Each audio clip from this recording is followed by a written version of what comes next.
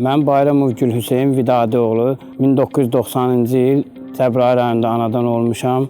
Mən Cəbrayılı tərk edəndə az yaşlı uşaq olmuşam. Yəni Cəbrayıl haqqında bir o qədər anlayışım olmayıb. Həmişə inanırdıq ki, bizim ailəmizdə də, yəni bizim torpaq heç vaxt işğal altında qala bilməz. Həmişə deyirdik ki, nə vaxtsa biz doğma yurdumuza, doğma torpağımıza qayıdacağıq. 2020-ci ildə Vətən müharibəsi başladı. Rayonlarımız bir-bir işğaldan azad olundu və gözəl günü gözləyirdik ki, Cəbrayıl da işğaldan azad olunsun. Cənab Prezidentimiz elan elədi ki, rayonumuz artıq işğaldan azaddır və bizim evdə sevindiyimizdən bilmədik ki, neyniyək ki, yəni biz də öz torpağımıza qayıdırıq. 2025-ci il yanvar ayında Cəbrayılə köç elədim. Burada bizi dövlət mənzillə təmin elədi.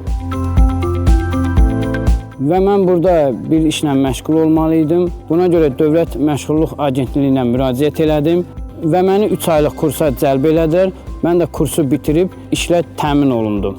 Artıq 7 aya yaxındır ki, mən qaz təsərrüfat nəzarətçisi işləyirəm və mənim üçün çox xoşdur ki, öz rayonumda, öz torpağımda həm işləyirəm, həm yaşayıram, ailəmlə bir yerdə və buranın daimi sakiniyəm.